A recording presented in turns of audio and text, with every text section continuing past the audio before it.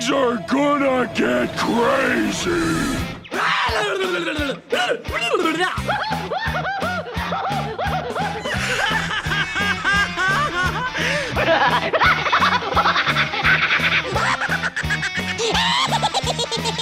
Most everyone's mad here. Hello, my beautiful people, and welcome to another fun-filled episode of AniMat's Crazy Cartoon Cast, and a little bit of an updated AniMat's Crazy Cartoon Cast, because this was actually a little something that I decided to work on a bit while I was preparing for yesterday's Disenchantment watch party, or at least the day before that I am doing this podcast episode right now.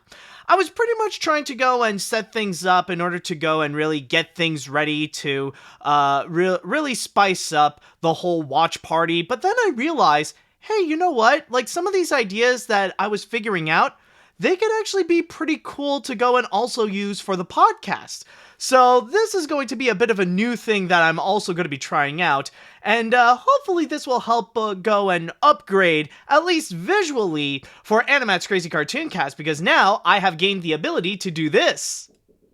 Hey, check it out! Now you can see fully me on the big screen, so at least you can have that option to go and check me out. Or, well, technically, that's my option that I can go and toggle. Like, I could just go on the small screen, and then on the big screen, on the small screen, and on the big screen. So at least, like, I got that option to go and move around, so at least visually, it will help spice things up, and it will make things a little bit more interesting for the podcast, so you could actually see a bit me more, and to go and discuss about my thoughts on some of the news that we will be discussing.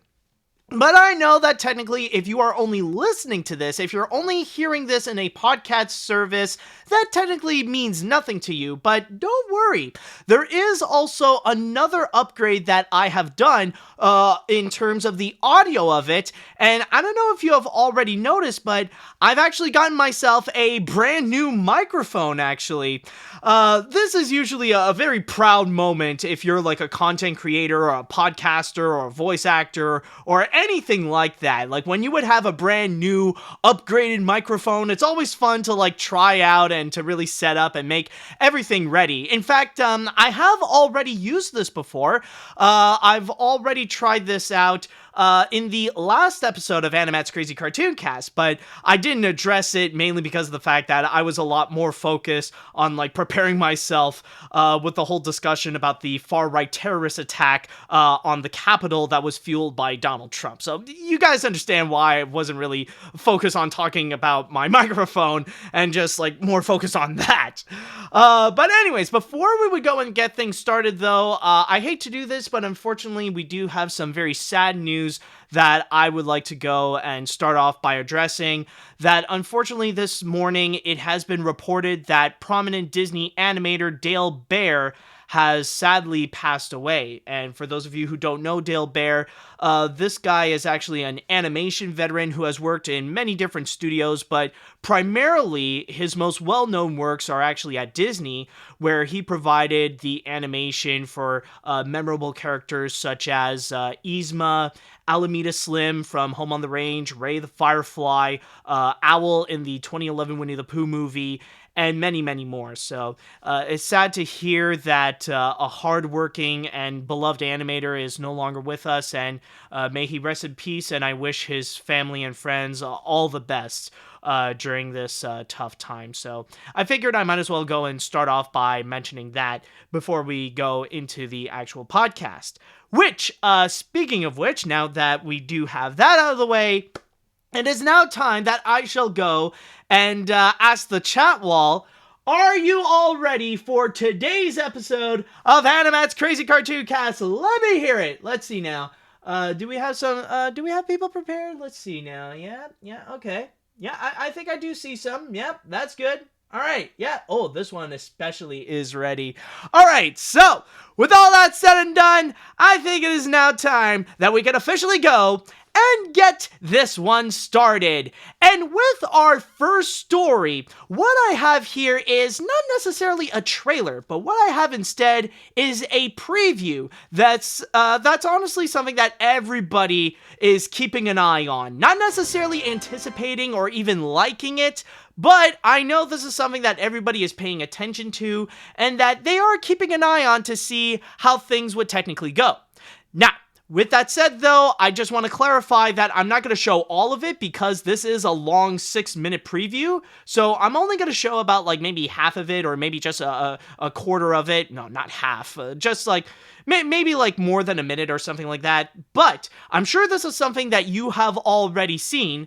So with that said and done, let us now go and check out the first ever preview and our first major look at the upcoming spin-off of SpongeBob SquarePants, Kamp Koral, SpongeBob's Under Years. Oh, and I almost forgot.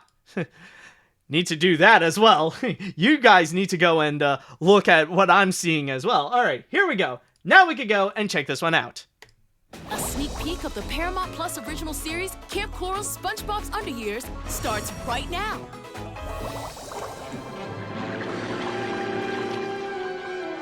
Jellyfishing! Ooh, that's quite a spiffy net you got there, SpongeBob. Yeah, it blows bubbles.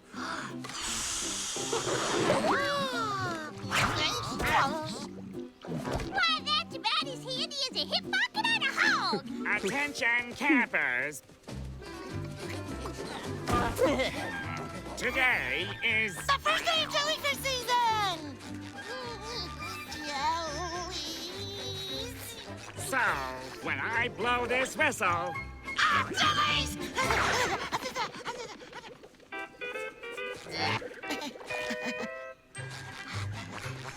do you need to use the outhouse? No. All right, let's. I do. Go ahead. We'll wait.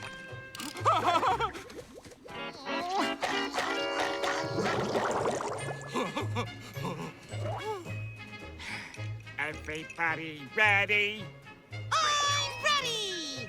Oh, excuse me, I left my net in the bathroom. Oh. Alright, I think that's enough. I think you all got an idea of what we are dealing with. So at least that is the first quarter of the preview that we got for SpongeBob's Under Years. And one thing that I do have to say, like, I know a lot of people have given a lot of crap for this series in particular for a variety of reasons. Now, we all know about the story, about the fact that this series goes completely against Steven Hillenburg's wishes, and it was completely tasteless for Nickelodeon to go and immediately announce this show just a few months after his passing, so they waited after his death in order to immediately go and do this.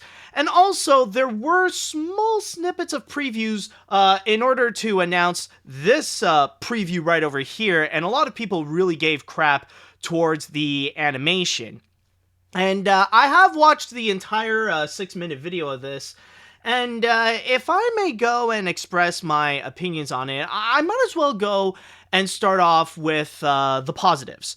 There are actually some good things that I do want to say regarding the animation of Kamp Koral, or at least with the preview that we do have here. And yeah, speaking of the animation, I might as well go and start off with that. And I will say that when it comes to the animation of it, like when it comes to the visuals, I would say that it's fine. It's not great for sure, but for an animated series that's made for a streaming service, it's not that bad, and I could see where there are some fun elements that are in there, where there are some good efforts that are put into it, and some of the animation that is a little bit reminiscent to what we have seen in Sponge Out of Water, like at least the computer animation in the second film, and like you could definitely see where there are a lot of moments where especially when it comes to SpongeBob, that he is very much expressive, and they really played around with his animation, especially when there are scenes that he could go really over the top, really crazy, and just have fun with that. Especially like when SpongeBob enters Mr. Krabs' cabin. Like this little scene.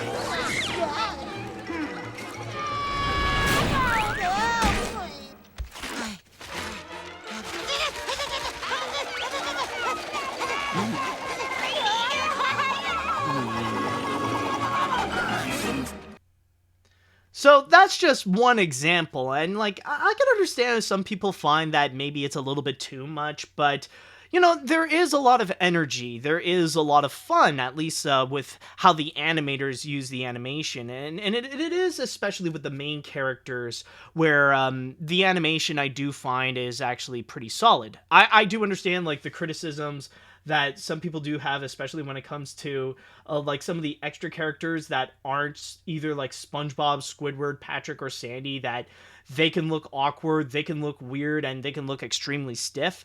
That I do understand. But other than that, though, I would say the animation is fine, and it does do a decent job into portraying the animation style in the SpongeBob series and adapting it onto computer animation.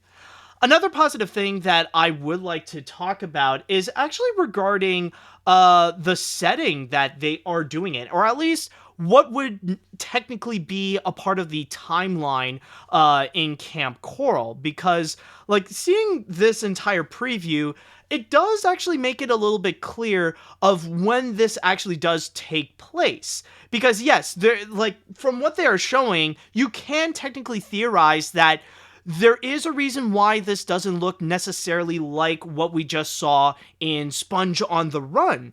And I think the way that they are going with this is that this is technically set after what we saw in the flashbacks of Sponge on the Run, where, yeah, like characters like SpongeBob, Patrick, and Sandy, and Squidward, like they were all much younger when they entered Kamp Koral, but now this is like set maybe in a few years afterwards. And there was actually a good moment where they do show that.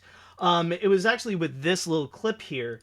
FNAF's first ever jellyfish, while simultaneously talking to his mom. And here we see the young jellyfishers and...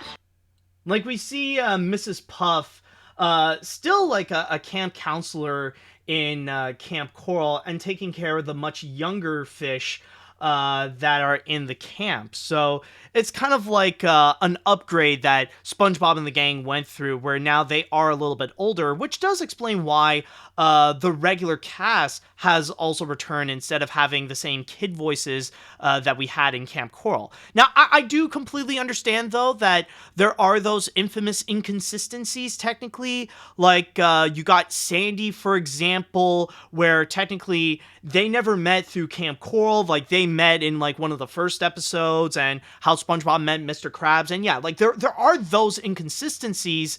But then again, I would say in the timeline of what we have established, like, before SpongeBob SquarePants, at least there is a bit of that consistency. A little bit. Not all of it, but there is some. So at least there is an explanation and a clever way of how they are integrating what we saw in Sponge on the Run, and how it does connect to this series of Kamp Koral. It's not like a complete reboot or like a complete rehash of the kind of idea that they took from Sponge on the Run. Now, with all that said, however, there are also a lot of problems that I do have with Kamp Koral, however, especially with this preview, and I have two major reasons. Number one, funny enough, it is related to the voice acting. Now, when it comes to the voice acting in this, a lot of them are actually fine. Some I do completely understand why a lot of the main actors have returned in here. Like you got Roger Bumpus as Squidward, you got Clancy Brown as Mr. Krabs, and you also got Tom Kenny as SpongeBob, and like you got most of the others returning. But then suddenly, you got some other characters, which yeah, the same actors have returned, but for some reason, they decided to go with a different approach to their characters. And this is especially the case with Sandy and Patrick.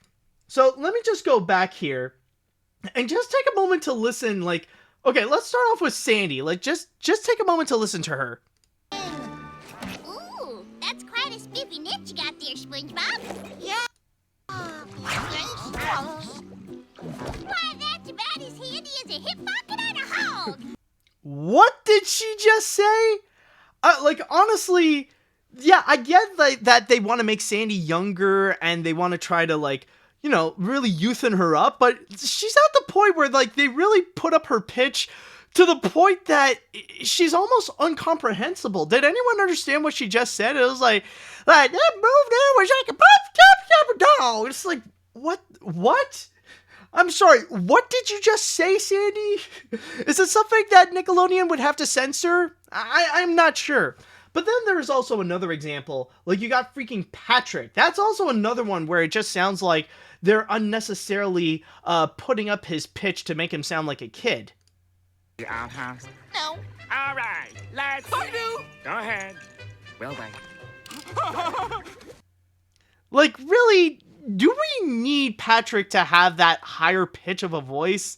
It just sounds unnecessary, and honestly, it just sounds weird overall. Like, I'm glad most of the other actors are not like that they still sound like the same characters as before, but I don't know, I just feel like that extra effort of trying to really kidden up some of these characters, it's just unnecessary, especially when not all of them are trying to do it. But then there is my biggest criticism. My biggest problem with what we have seen with Kamp Koral, and honestly, this is my biggest issue overall with this series, my new biggest issue. Like, I would say debatably even more so than the whole Steven Hillenburg controversy. And that is the fact that I just find this series, from what we have seen in this preview, it just looks so unnecessary. I just feel like there is no point to really turn this entire concept of Kamp Koral into its own show. Mainly because it's just doing the exact same things that we have already seen before, or what we are currently seeing already with the recent SpongeBob series. Is there really that much of a big difference between what we are being offered with SpongeBob SquarePants and what we are being offered with Kamp Koral? Honestly, from what I'm seeing here, it's very minimal. Yes, I know the setting is different, where now all the characters are in a camp. And yes, I know it's all computer animated instead of 2D animation. But still, even at that though, the rest, it's very much the same thing. And I know that some people might find that to be a bit of a positive thing, where it stays true to the spirit of SpongeBob, or at least like there is some familiarity to it where fans of SpongeBob can easily get into that. That I do understand. But there is a certain line for that, where there is a difference between feeling like SpongeBob and just being SpongeBob in general, and that's what this is. Like, I'm honestly watching this, and it does make me wonder, what is the big difference between the SpongeBob we have now and this right here? Like, why can't this just be a part of the regular SpongeBob series that we do have right now? Like, I do understand that there have been plenty of shows that do the exact same thing, but the reason why some of them are more reasonable, why they would go and do that, where they would just create a brand new show that just feels like exactly the same show as before, is because the show from before would technically be over. Like, Cartoon Network actually does have a bit of a history of that recently. Like, Steven Universe, technically, the series officially ended before the movie came out. And then afterwards, you technically got a brand new show, but it's kind of the same thing as before, but it's Steven Universe Future. But the reason why we have Steven Universe Future is because we don't have the regular Steven Universe anymore. Or another example that I can think of is actually with Adventure Time, where the main Adventure Time series is done, but now on HBO Max, you can go and actually check out more new Adventure Time, but these are like specials in which they chronicle the lives of the characters after the show. Like, that is somewhat understandable why they would have that. Or another really good example, not necessarily a Cartoon Network, but there is also Pony Life. You guys may remember Pony Life, which is like the new chibi version of My Little Pony. Like, there's that series going on, and that is meant to go and continue the success of My Little Pony, Friendship is Magic. But those are all understandable. Why those new shows are there is because the old show is gone. Here, however, with what we have with Kamp Koral, this doesn't necessarily make sense. With that one, that show is still happening, and yet we still got the regular SpongeBob SquarePants show.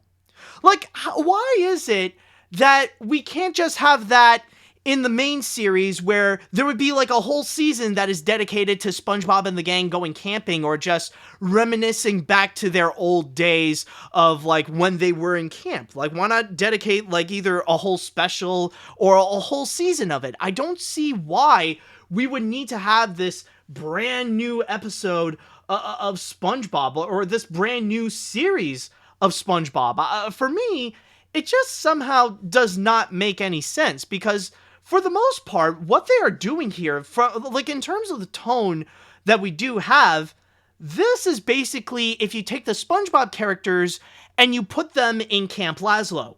And even at that, that's just Camp Lazlo, down to the point where some of the voice actors have come back. They have similar voice actors like Tom Kenny, Mr. Lawrence, Carlos Alazaqui. Like, you got those same people that have returned for both series, like for Kamp Koral and for Camp Lazlo. So overall, that is probably my biggest criticism with this. It's just the fact that it just feels so pointless. Like, why are you offering me more SpongeBob when we are already having more SpongeBob as it is? That's just the biggest issue that I have with the show right now, because for the most part, yeah, I will admit, there are some parts that are fun, there are some parts that are enjoyable, and there are some parts that are funny, but they're not that different from what I can get with SpongeBob SquarePants right now. And that's the thing. That's the reason why I just feel like it's so pointless, because they're just offering me the exact same thing of what I can get right now with another series that is still running for more than 20 years. So that's honestly my overall thoughts on what we have with Kamp Koral. Is it the worst thing that Nickelodeon has put out? Well, judging by the preview, honestly, I really don't think so. And I can see where there are some positives on this, but for me, honestly, I just find this to be so pointless. There's nothing for me to really gain from watching this other than the fact that it's just more SpongeBob, but in a different setting, and that really doesn't change a whole lot. And really, the only people that I can imagine that could really gain from this, the only people that can be the people who are taking the most advantage out of Kamp Koral is just the animators, the people who are working on this series, because the best thing this can be for them is a portfolio filler, because it can be very attractive for people in animation studios that they need to go and hire animators and stuff like that. And the fact that they have worked on a series like SpongeBob SquarePants or a SpongeBob related series, yeah, that's definitely going to be an eye catcher. That's definitely going to be something that's appealing, that they could go and bring them on board and like maybe help them climb up the ranks so that they could go and promote them by saying that, oh, they worked on a SpongeBob series. So that would give them some legitimacy to become like a director or something. So that's honestly the best thing that I can imagine this series is doing, is that they're helping out the employees more so than they are helping out the audience in order to be in order to go and get some good entertainment. So honestly, that's just my thoughts on this. It's just like, it's not the worst thing from Nickelodeon, but honestly, I can't help but feel like this is just absolutely pointless. Okay, so with that said, I would like to go into the chat wall, and I would like to go and ask you all, what are your thoughts on the Kamp Koral preview? What are your opinions from what you have seen? Not just for the little clips I've showed you, but also from the whole 6-minute video, if you have seen it. Did you guys like it? Do you think you're going to watch more of it? Are you guys not interested in this? Let me know what you think. Alright. Alright, let's see what we got here. Let's see. Jesus Christ, this is complete shit. Oh boy, someone going nasty with this. What they did to SpongeBob is outright disrespectful. Steven Hillenburg never wanted this, and this is just a complete slap to the face. I'm sticking with the original SpongeBob and just the original SpongeBob. Alright, well that seems to be a bad sign for the other SpongeBob spin-offs that are going to be coming out. Let's see what else do we got here. I was looking forward to this at first, but after the preview, nope. Just not sold. The animation is passable, but the jokes don't really hit, and the designs are kind of unfaithful to what was established in Sponge on the Run. I won't be checking it out anytime soon. Honestly, they should have just adapted Mr. Krabs' adventures on the SS Diarrhea into the show. Oh man, dude. Oh, speaking of which, I don't know what it is. Like you guys are really going with a specific theme when it comes to with your comments on Kamp Koral. Like you seem to like you need to try to fit in some kind of crap onto your comment in order to express your thoughts on Kamp Koral. Anyways, let's see what we got here. I don't mean any disrespect to the animators. We all have to work and find our footing, and I think they have talent, but my issue is how cheap and unoriginal this is. This is how you're gonna push your streaming service? This garbage? Steven absolutely would have hated it, and it looks like a cheap, corporately manufactured product that was made for money as opposed to somebody's ambition. I just don't like this. Yeah, honestly, like, I know those comments can be extreme, but in this case, I really don't blame you there, because I just can't really find that much purpose. Because the whole concept of it is just so uninspiring, and it basically is just another SpongeBob SquarePants series, and that's literally it. There's just very little unoriginality, and there's just very little purpose to why this has to be its own separate series instead of just being a part of, like, a few episodes or maybe just a whole season of SpongeBob SquarePants. It's, yeah, like, honestly, I do agree, unfortunately. This does feel like an unoriginal, cheap, corporately manufactured product.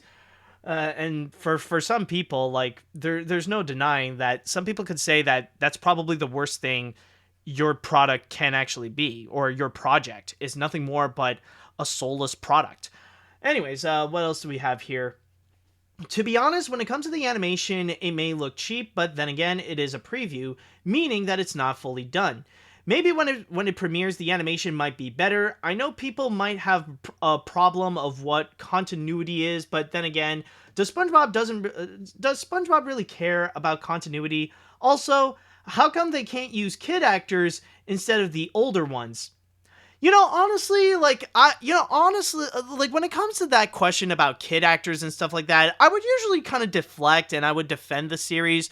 But in this case here, now I think it's honestly completely understandable why people would ask, where are the kid actors and stuff like that? Because if you're actually going to put in the effort of trying to make them sound kid-like, like with Sandy or with Patrick, then why not just bring in kids? Is there really that much of a point to try to make them sound like kids when you're not even going to hire kids in the first place?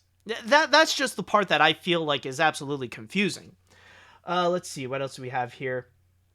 The preview doesn't give me hope. As I stated before, I felt it only exists only for profit to the executives, and that's it. Sure, it will appeal to kids, but it wouldn't change my opinion on the show. But I do feel sorry for the animators working on it. They were just doing their jobs. Also, on a side note, not sure if you will talk about this, but there is a test footage for a canceled Crash Bandicoot cartoon that was released on the same day as my birthday, being January 12th, which is a shame of its potential. Yeah, I mean, I have seen it, and there are some people who did ask me about my thoughts on the preview of the Crash Bandicoot test, but I mean, it does look pretty nice. It does look cool, and I did see that there would have been a lot of potential, but I mean, there's really not much else to say. It's just a test animation for a canceled project, so there's not really much for me to comment about. All right, anyways, what else do we got here? Besides my issues with continuity, which I won't say because they're getting old, I don't know about this visually. The animation looks a bit primitive. If it came out in the early 2000s, it probably would be impressive, but even the Star Wars Clone Wars series looked better. Hell, even Fanboy and Chum Chum, as bad as that show was, looks better. Also, it's quite slow with the slapstick compared to the original and not as colorful. Also, they already did the stretching line joke in the episode The String.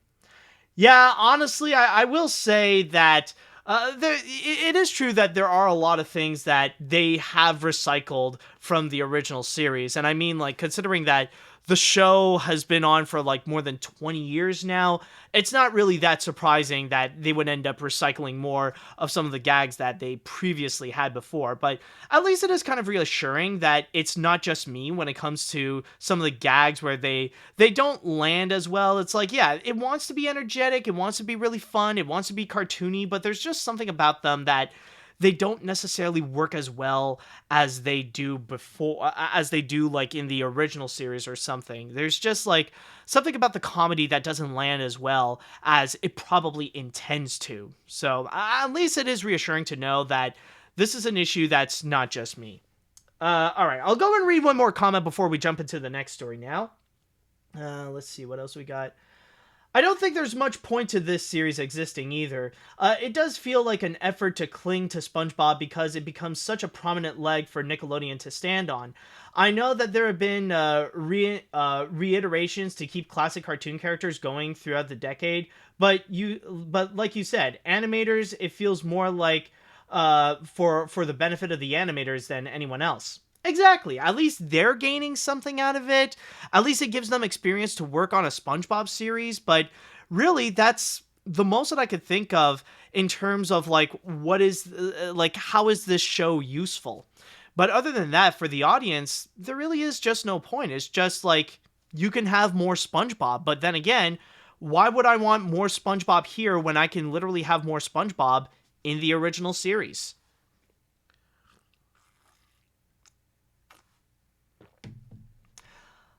Okay, so now that we have Kamp Koral done, it is now time that we are going to jump onto the next story. And with the next story that we have here, it's actually quite a coincidence because we're going to go into a smooth transition from Kamp Koral to where specifically Kamp Koral made its preview premiere.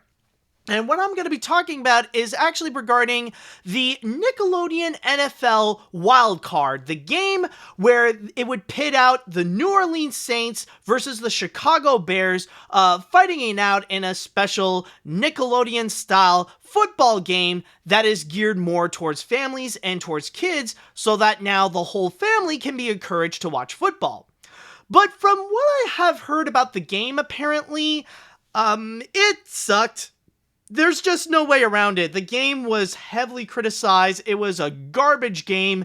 And a lot of people even criticize the Nickelodeon approach to it. Yeah, like it's meant to be kid-friendly so that more kids can watch football. But even at that, like they were not charmed to it. Like it just ended up making things worse. Instead of being the cherry on top of the game, it just feels like salt on an open wound where it's just like, it's more cringy than it is fun. However, despite the fact that it is actually more remembered for being a bad game than for being actually helpful for NFL or Nickelodeon, there was one instance, however, that a lot of people very much remembered. Something that unfortunately went out of Nickelodeon's control, actually. And that is the fact that this game is going to be a historical moment in Nickelodeon's history, where one of the football players, specifically for the Chicago Bears, has dropped Nickelodeon's first ever F-bomb.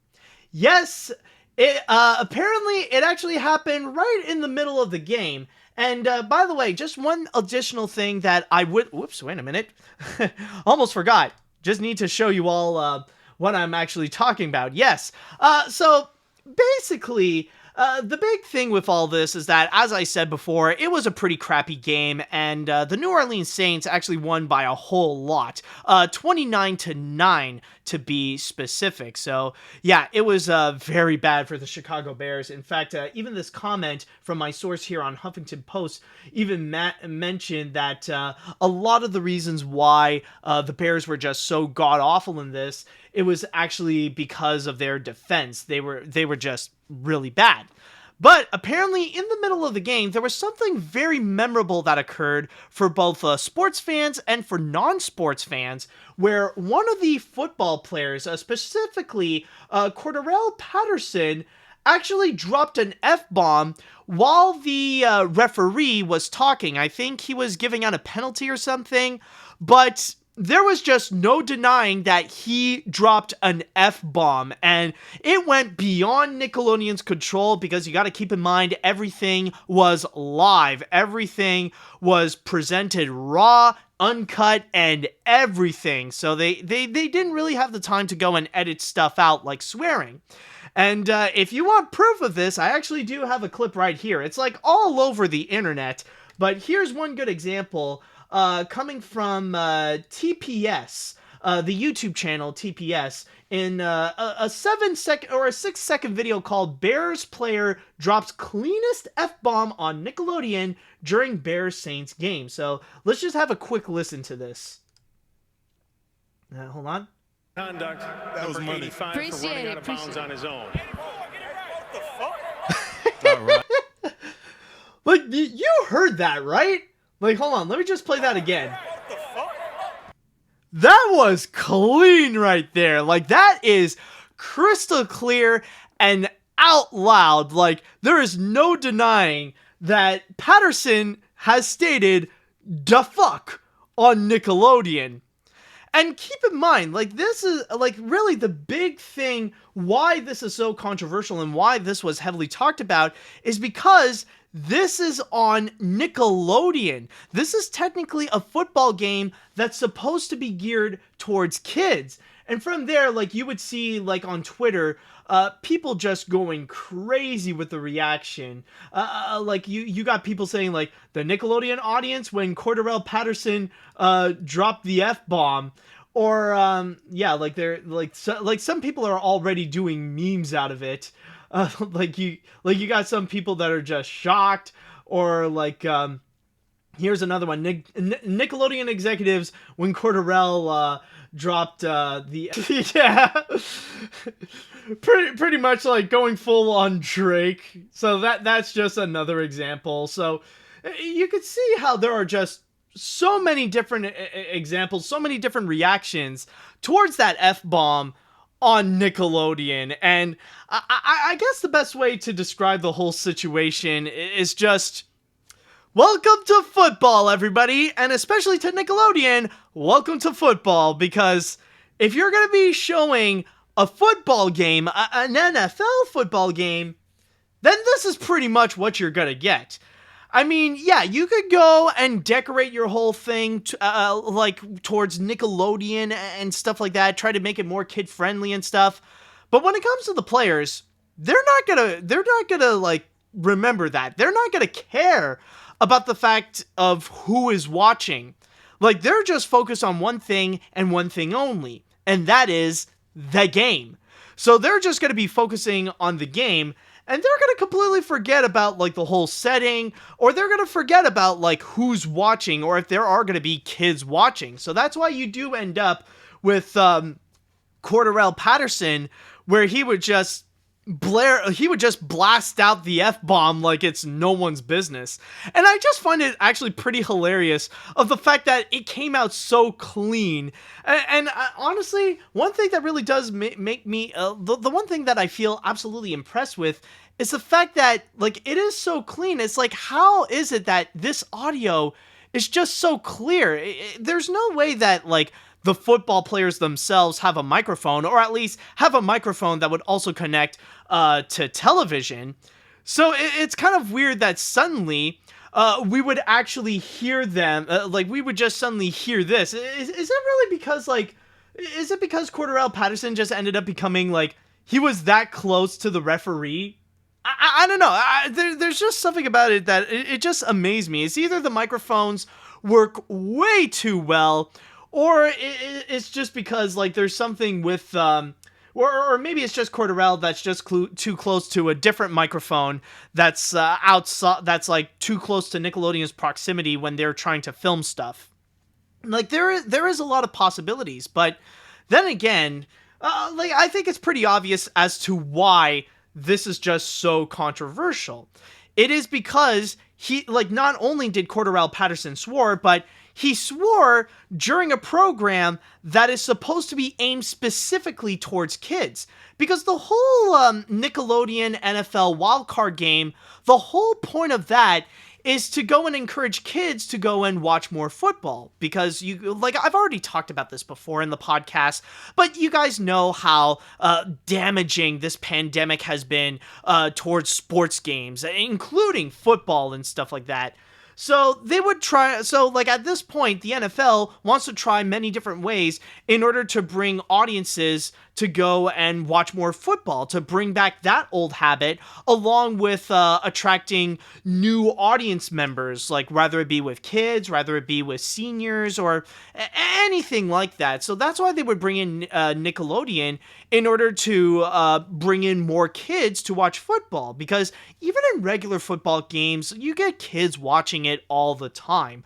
It's just, again, what really makes this specifically controversial is just the fact that this is meant to specifically be aimed towards kids, that the prime target audience is supposed to be kids, and yet you got Patterson just randomly dropping an F-bomb where in a position that coincidentally anyone could go and hear it.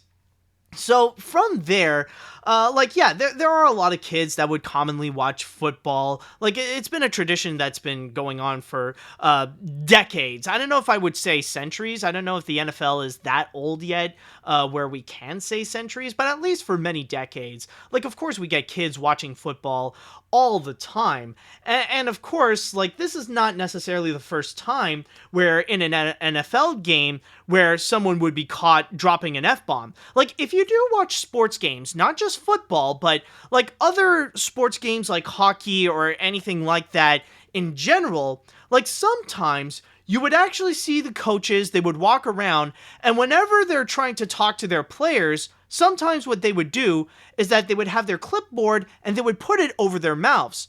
And the reason why they would do that is because they want to make sure that none of the cameras would actually catch what they would say. Because keep in mind, when it comes to people watching sports games and stuff like that, you'll find that a lot of them, for some reason, they're very good at reading lips. And that's why often we would see a lot of coaches get in trouble because of the things they got caught saying while playing the game. So that's why more often than not, they would just try to go and try to cover their mouths so that no one catches on to what they would actually go and say. And in this instance here, I guess there's really no other way to explain this, but really this is just like the biggest mistake is just Nickelodeon bringing in football and have them go and broadcast it. That really is the biggest mistake, because again, when it comes to the football players, they're just going to be focusing on the game itself. They're not going to care on who's watching. They know children are watching this all the time, like rather it be on Nickelodeon or maybe if it's on something like NBC or ABC or Fox or anything like that. They know kids are always watching no matter what. It's just this time around, kids are the number one viewers on this, especially when they try to spice things up with many cartoony visuals to explain some of the football moments or some of the games or strategies that they're trying to do. They're trying, like they would bring in extra broadcasters that would help out with the commentary, like some of the cast of All That. So like the primary target is for kids. And I guess Patterson was just at the wrong moment, at the wrong time to go and just drop an F-bomb. So that's just something that I want to go and discuss about. I just honestly find this pretty funny, of the fact that we actually do have this moment where Nickelodeon officially had their first ever, like, clear F-bomb broadcasted on their station. I don't think even Cartoon Network actually had that. Yeah, some people could say, like, maybe it happened, like, maybe with something from Toonami, or maybe with something from, with Adult Swim, but then again, those don't necessarily count, because, like, Toonami is Toonami, Adult Swim is Adult Swim. Like, there's not a moment where, like, they blared out the F word during, like, when Cartoon Network is, like, prominently presented somewhere, rather it be like with a watermark, or like during commercials where they mention this is Cartoon Network. So that's the big thing about this, is that basically the NFL wild card on Nickelodeon was a complete disaster, and this is something that just, like, really adds on to this mess, because if anything, that's going to be the one major thing people are going to remember the most from this game, is just the fact that you got one of the Chicago Bears dropping an F-bomb on Nickelodeon. Alright, so with that said, I think it's time I'll go into the chat wall, and I want to ask, what do you all think about this F-bomb incident? Do you think this is going to be something that Nickelodeon will try to make sure that won't happen again? Do you think Nickelodeon will even do another NFL wildcard game that they will broadcast? Let me know what you think.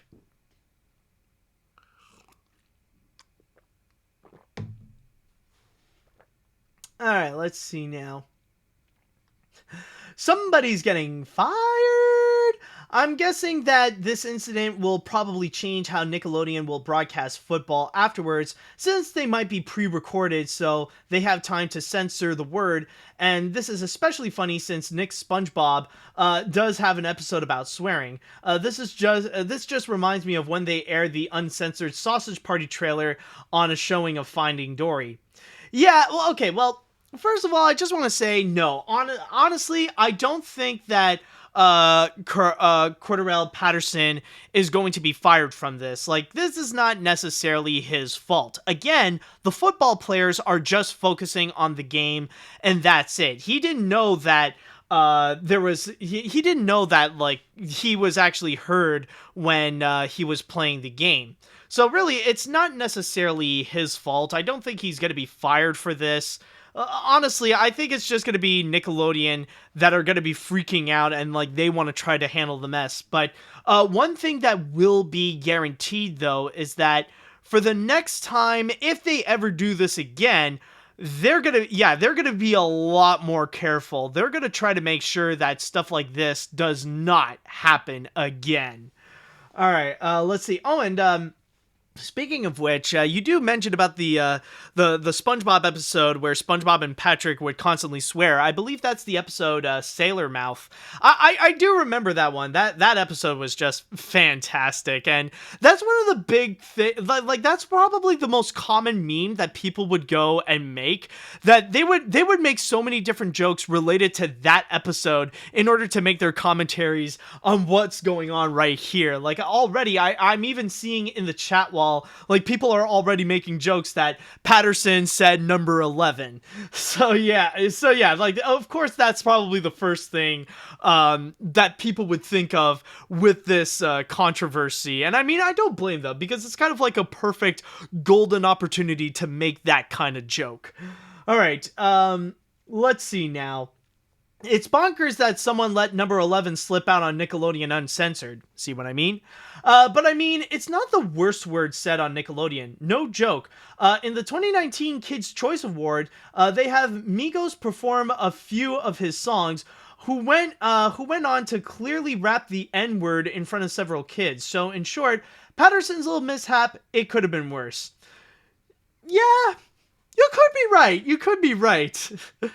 Oh boy, yeah, but then, yeah, I mean, I guess that's Nickelodeon's fault, because if they do have a freaking history of that, especially on something like the Kids' Choice Awards, then, yeah, maybe they just suck at censorship.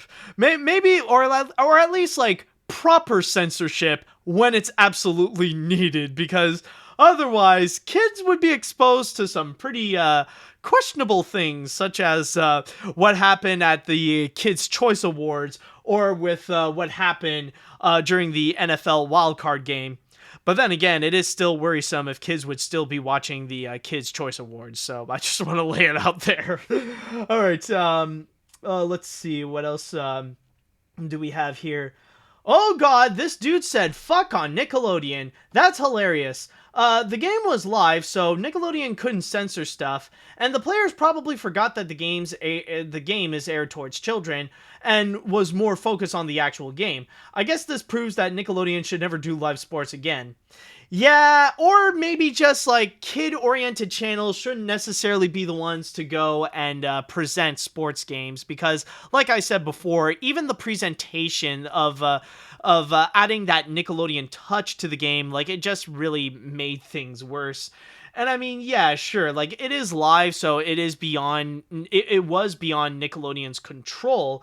And on top of that, like, one thing you did mention, actually, the fact that it's supposed to be, yeah, like, with the players forgetting that it's supposed to be, like, this is a game that is aimed more towards kids, and they were just more focused on the game. Well, exactly. And I mean, like, technically, as I said before, again, like, kids watch sports games all the time. Like, there are a lot of kids who do watch football, so this is really, it's technically not that different than, like, if it would be broadcast on something like NBC, so it's really nothing special for...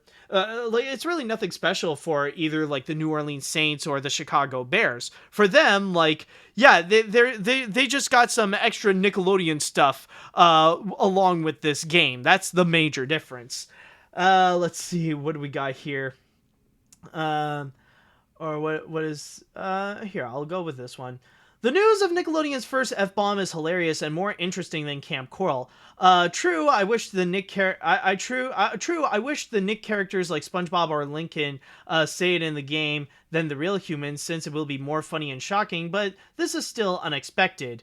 What's next? The cheerleaders will come out and celebrate the winners by accidentally taking their shirts off, not knowing kids are watching this from Nickelodeon. That will be comedy gold, and will get the parents angry.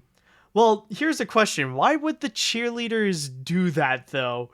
Like, honestly, the only reason it would just be because they would be drunk. Like, those are incidents that you don't even hear during regular sports games. So, I don't know. Like, the cheerleader thing, that's, not gonna lie, that's kind of weird.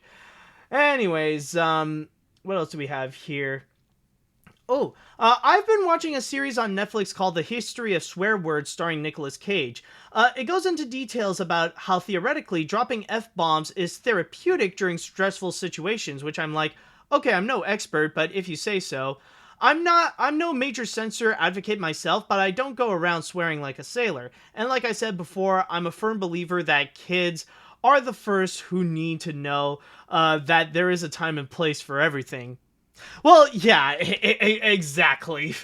Yeah, so it's like, it's, you know, there's a benefit to this. It's a learning experience.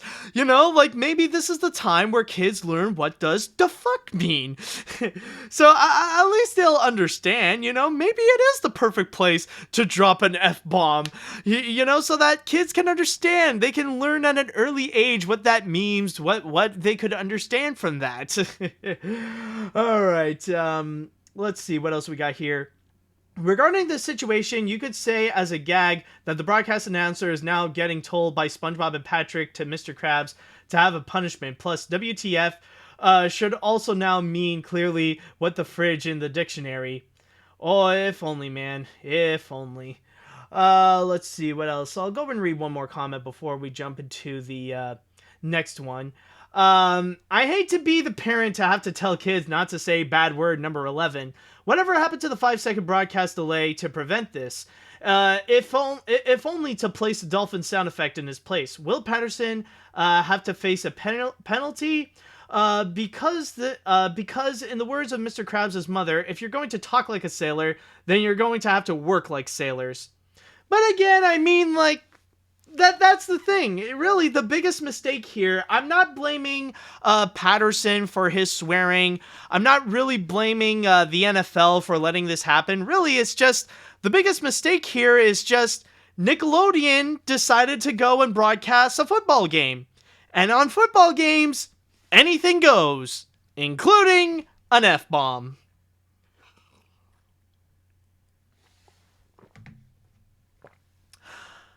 Okay, now, moving on to the next story that we have over here. What I have is going to be a massive list.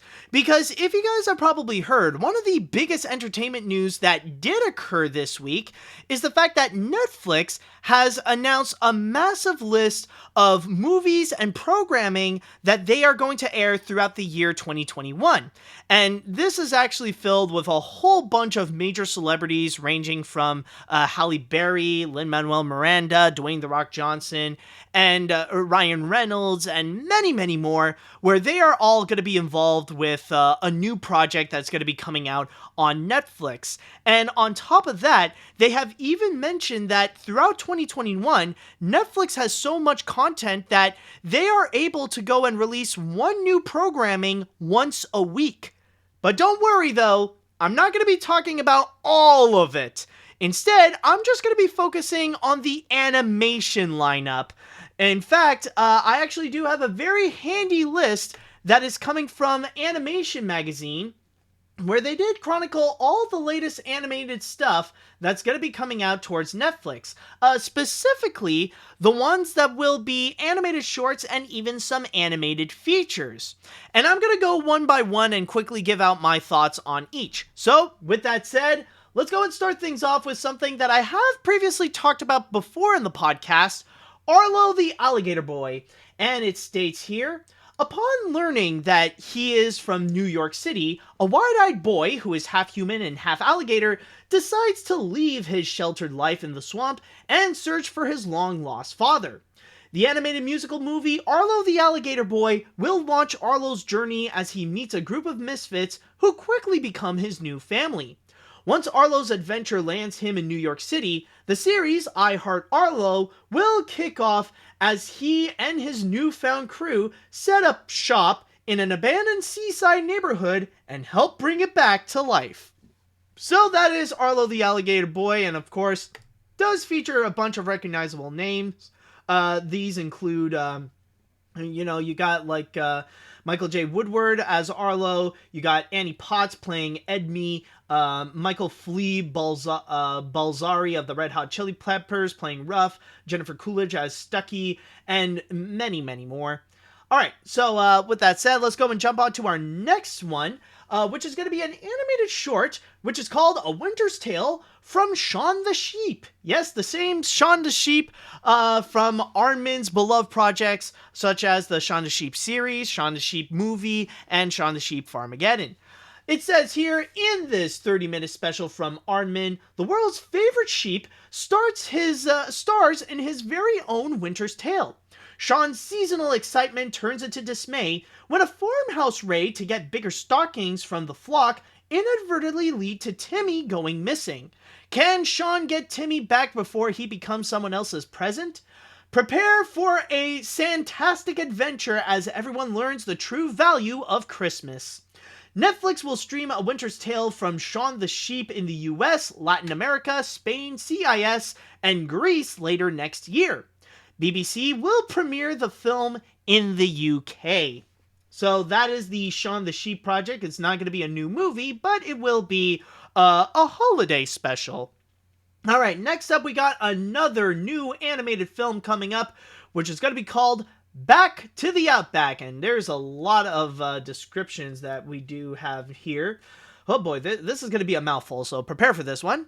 It says, tired of being locked in a reptile house where humans gawk at them like they're monsters, a ragtag group of Australia's deadliest creatures plot a daring escape from their zoo to the outback, a place where they'll fit in without being judged for their scales and fangs.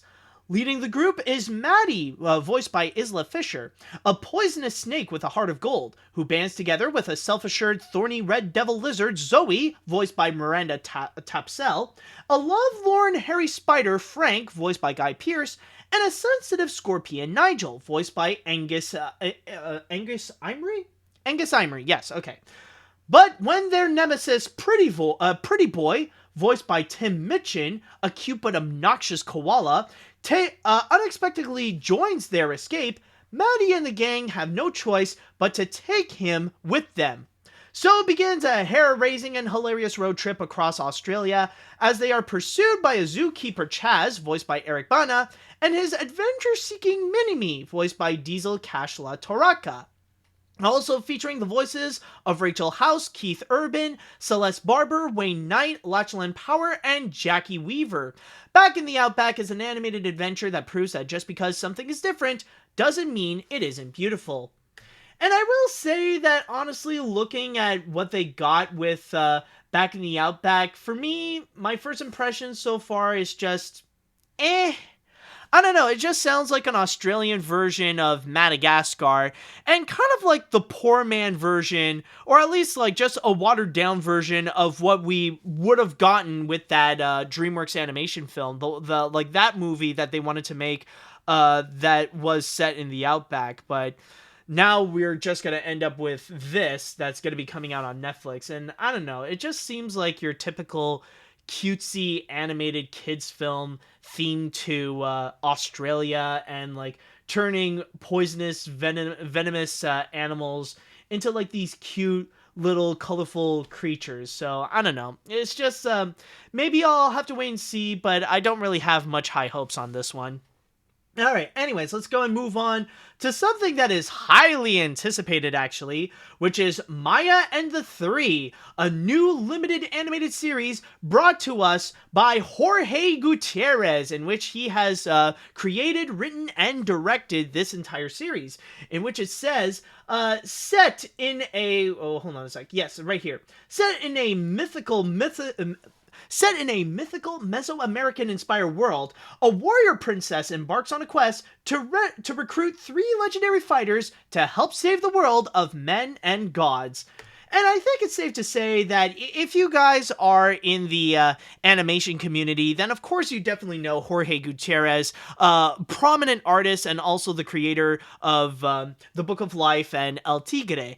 And this is definitely something that seems like it's definitely up Jorge Gutierrez's alley. And from there, honestly, I'm pretty excited to see what they have in store with this. I could definitely imagine that it would be something creatively unique, but also with the idea of Jorge playing with Mesoamerican themes. Like, if he could do that the same way that he played with Dia de los Muertos in The Book of Life, then honestly, I would definitely be down to see what he has in store for this. So I'm definitely looking forward to this one. Alright, and then we got another one, which I'm sure a lot of people are pretty excited about, which is the Loud House movie, in which it says here, in Nickelodeon's The Loud House movie, the biggest family on television goes on the biggest Loud family vacation ever. The adventure follows the Loud family to Scotland, where they discover that they are descendants of Scottish royalty. The family quickly indulges in the most wish-fulfilling high life ever when they discover their ancestral home is a castle. So, I'm just gonna say right now, like, I have not watched any episodes of The Loud House. I'm not really that familiar. I just know that it's one of Nickelodeon's biggest shows, and I mean, like, if you watch the series, if you love it, then good on ya, but honestly, like, I could definitely imagine this is gonna be something that will probably be geared more towards the Loud House fans than really something that could be more appealing, or something that would be able to attract newcomers as well. So I don't know, like, yeah, like, if you're excited for this, then yeah, definitely great on ya. Like, I'm glad you're anticipating for this. But for me personally, like, I haven't watched the show, so like, can't really comment too much on this.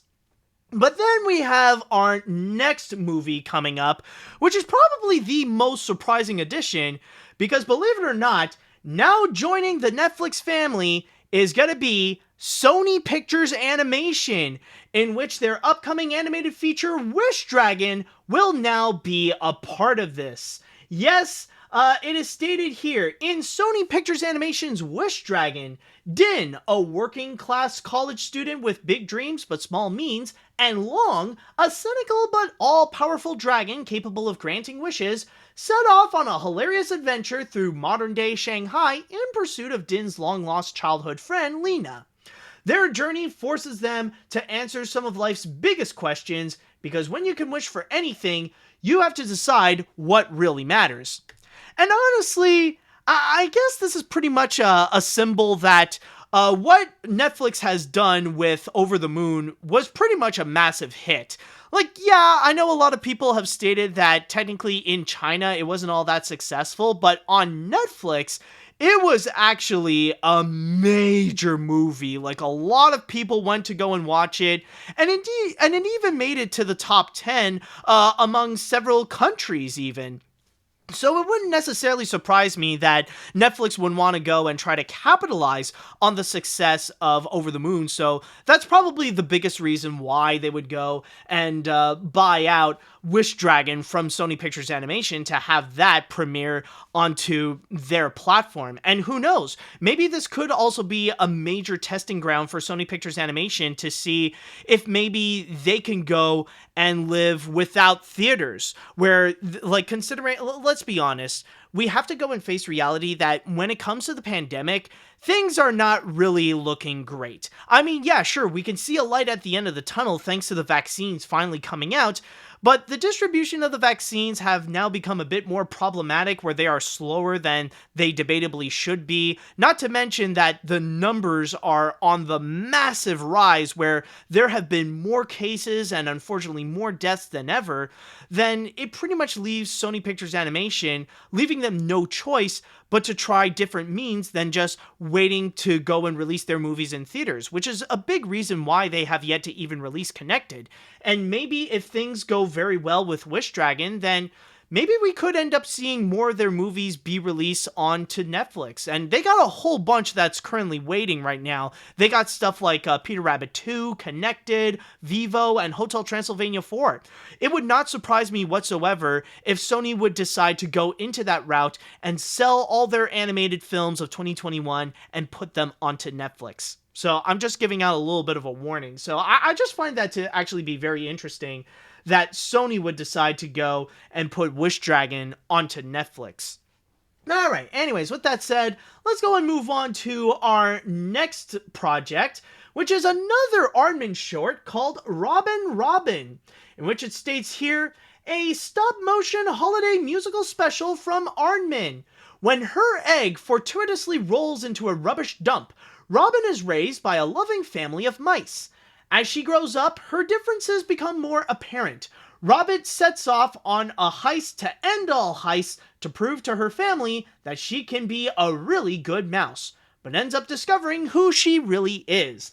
So basically, imagine if you got Tarzan, but instead of a man and a bunch of apes, you got a chicken and some rats, or a chicken and some mice, technically. That seems to be the direction that they would want to go, and I mean, it ain't no Chicken Run, but I guess this could be a bit of training for them to play around with chickens before they could really get into Chicken Run 2. But you never know. I mean, especially from the fact that this is from Aardman, this could turn out to be extremely cute. So I'm gonna keep an optimistic. I'm gonna keep myself optimistic to see what they might have in store for this one. So maybe Robin Robin could turn out great. And I mean, I'm loving what Aardman has been delivering so far. So this could be pretty good. Maybe this could be worth it. Let's see. Next up we got here is Rise of the Teenage Mutant Ninja Turtles, the movie, in which it states here, in Nickelodeon's Rise of the Teenage Mutant Ninja Turtles, the movie, the Ninja Turtles are faced with their greatest challenge yet when a mysterious stranger arrives from the future with a dire warning. Leo is forced to rise and lead his brothers Raph, Donnie, and Mikey in a fight to save the world from a terrifying alien species, the Krang. Now, again, just like with the Loud House, I will say that I haven't really seen any episodes of Rise of the Teenage Mutant Ninja Turtles, but I will say from the several clips that I have seen from the show, it does look absolutely epic, and it can look beautiful. Like, there are some times where the animation is just awe-inspiring. And even, like, in terms of the designs of what they have established with the new look of TMNT, I will say it is actually pretty creative, and it's actually pretty cool. Honestly, I am in favor with the new look that they are delivering with Rise of the Teenage Mutant Ninja... Sorry, it's quite a mouthful, this title. Rise of the Teenage Mutant Ninja Turtles. Okay, there we go. But with that said, with the rise of TMNT, I wouldn't be surprised if we saw, they would save up a lot of the awe-inspiring animation for this. Like, hopefully, they could bring out something amazing. Now, I will admit that if I would have the choice to go and watch either the Loud House movie or Rise of the Teenage Mutant Ninja Turtles, the movie, I would go with TMNT, hands down. Since I am honestly a bit more familiar with TMNT than I am with the Loud House. Alright, so finally we got one more movie that they have coming out, and that is going to be Troll Hunters Rise of the Titans. In DreamWorks Troll Hunters Rise of the Titans, Arcadia may look like an ordinary town, but it lies at the center of magical and mystical lines that make it a nexus for many battles among otherworldly creatures, including trolls, aliens, and wizards. Now the heroes from the hit series Troll Hunters, Three Below, and Wizards team up in their most epic adventure yet, when they must fight the Arcane Order for control over the magic that binds them all. And I am pretty much aware that technically when it comes to the entire Tales of Arcadia saga, it is coming to a close. In fact, maybe they do have maybe 1 or 2 more seasons of Wizards, and then that's it. It wouldn't surprise me if this technically would be the whole grand finale of it all. And I will say, I still have so much more to catch up when it comes to the Arcadia saga, but from what I've seen, with what they have delivered with Troll Hunters, honestly, I am so on board with it. It is absolutely one of DreamWorks' best animated series that they have. And that's just with Troll Hunters. I have yet to go and check out Three Below or even Wizards. So I could definitely imagine that this would actually be a perfect way to go and conclude the whole saga and actually cap this all off with an entire movie. So maybe this could be the whole grand finale of the saga.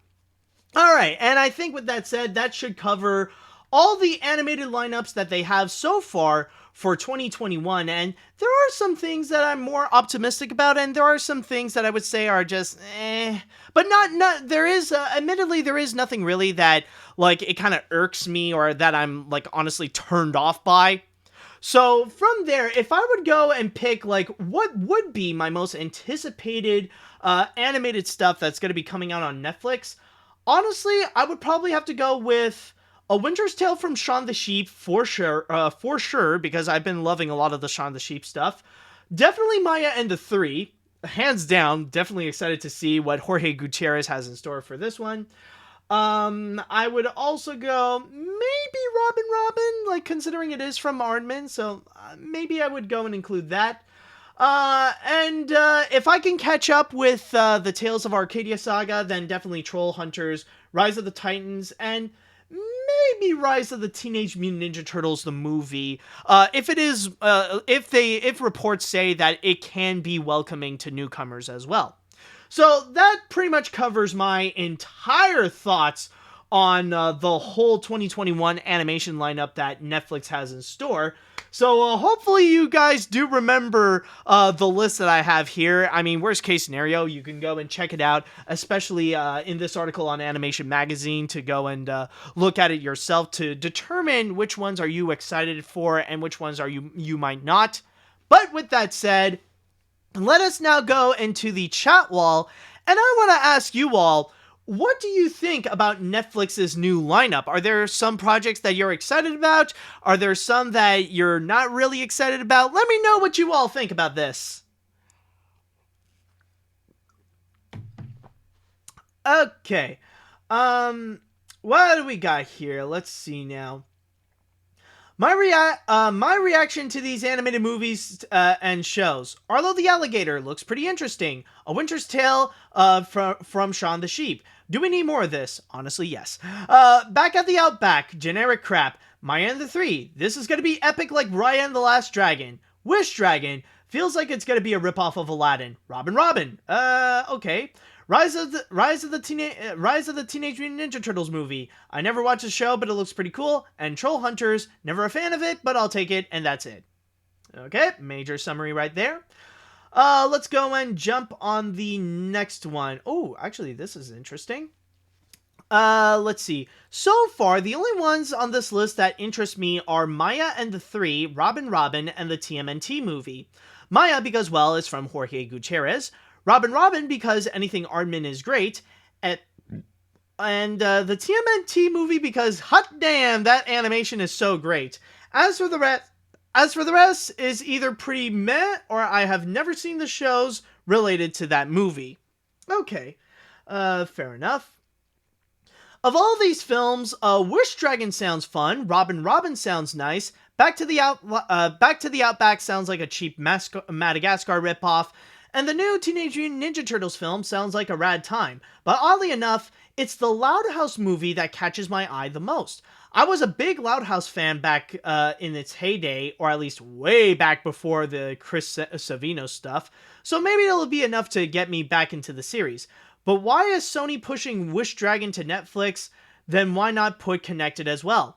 Exactly. I'm thinking honestly that it's not going to be long until we hear that Wish Dragon is actually going to be coming out to Netflix. So my guess is that Wish Dragon is going to be a test run to see if Sony Animation would want to put more of their animation lineup onto Netflix, because right now, movie theaters are not really much of an option, and I know there might be some people that are highly anticipated to see something like Connected on the big screen, but it doesn't look like that option is going to be available, especially at this time of the pandemic. Let's see, what else do we got here?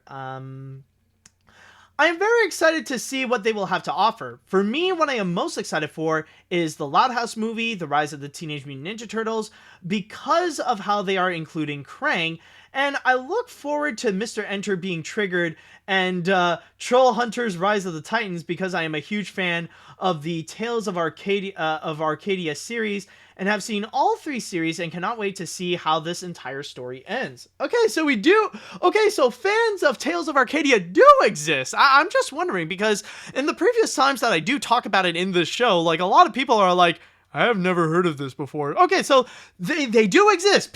Fans do exist out there. Good to know. Anyways, let's see now. You know what I realized?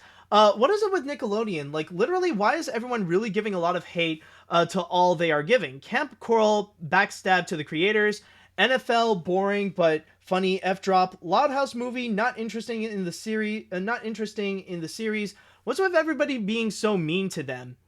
It's the executives, I gotta say. It's just Nickelodeon has done a lot of shady executive decisions that are pretty controversial, and a lot of the backlash can be justified. So really, if anything, just look at the executives and then you'll find out why. Let's see, where else can I comment? Okay, let's see. Arlo the Alligator looks charming. Back to the Outback, Madagascar and Australia. Shaun the Sheep. Never got into it. Loud House movie, never got into that either. Robin, sounds interesting. Rise of TMNT, never been a Ninja Turtles fan. Maya and the Three, could be cool. Troll Hunters, Rise of the Titans, can't wait for this. Wish Dragon, Aladdin in China. Oh boy, this is honestly the most pessimistic list that I've ever seen. It's like it's only Troll Hunters that is actually the good one, and the rest is like, I don't care, this is crap, I don't care. Alright, I'll go and read one more comment before we jump into the next story here. Let's see, did I read you? Okay, no, I don't think I read you. Okay, here we go. The most interesting thing I noticed from this list are the Loud House movie, Rise of TMNT, Shaun the Sheep, and Wish Dragon. Because the Loud House, I remember it back at Paramount CinemaCon 2017 presentation. It was originally meant to be released in theaters back in February 2020, but pulled out, so it's nice to see it back up. Wish Dragon moved to Netflix sounds interesting, and TMNT and Shaun the Sheep has potential. Also, the DreamWorks movie that was canceled was called Larrikins. Ah, yes, okay, Larrikins. Thank you so much. I like, honestly, I did draw a bit of a blank, so, like, it does seem, so, basically, with Back in the Outback, it is true that it does feel like just a watered-down version of Back of the Outback, so, I don't have high hopes for that, but then again, there's definitely a lot of content that Netflix will have in store in 2021, so, we'll just wait and see with, what they will go and offer.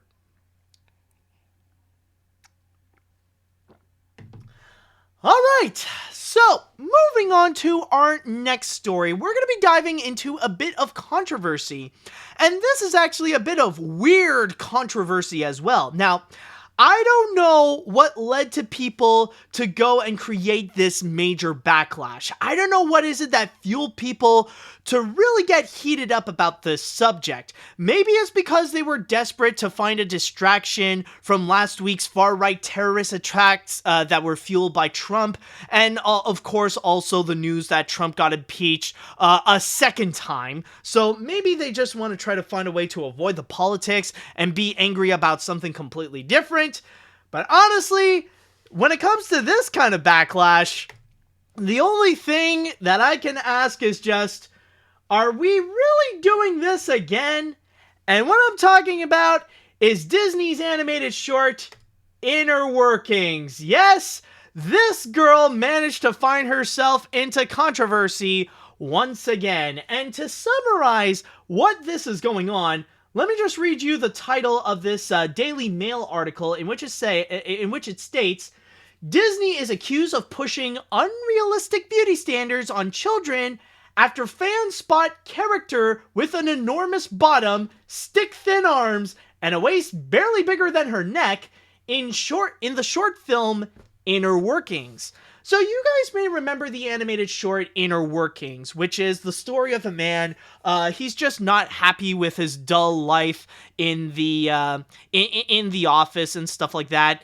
And so his heart and his insides, they pretty much decided, why not go and, like, instead of staying alive, why not go out and actually live his life? So the guy decided to just go out, skip his work, and just go crazy. But then again, the heart and the insides of him would have to duke out with his brain, in which the brain is the one that tells them, like, no, we need to go back to work because it's the right thing to do and stuff like that.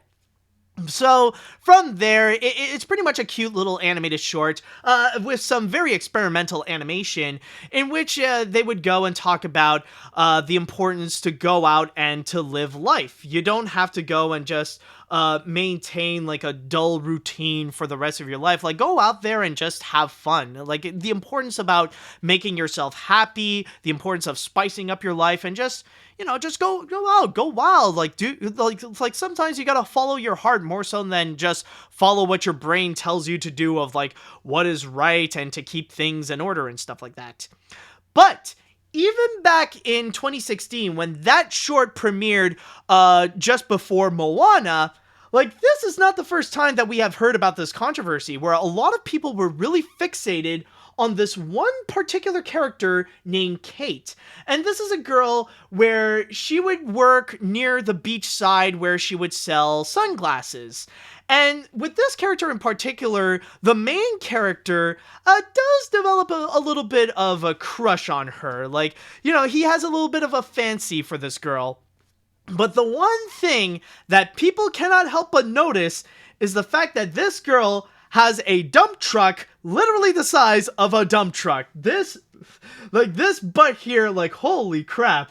This just reminds me of that SpongeBob episode, like, you know, when Squidward is obsessed with eating Krabby Patties, and like when he would just go wild and eat all the Krabby Patties that he wants, and then like SpongeBob would tell him to stop, and then Squidward is like, oh, what's the worst thing that can happen? Am I going to blow up?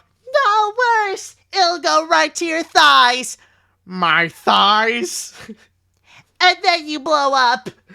So yeah, basically a lot of people are taking notice of the junk in the trunk, and so far Disney has had backlash back at the end of 2016, and now they're magically getting backlash again when it has been brought up on social media, where you would get a whole bunch of Twitter comments making fun of the design of this girl, where people are asking like, where are her organs? How does she still got a thigh gap?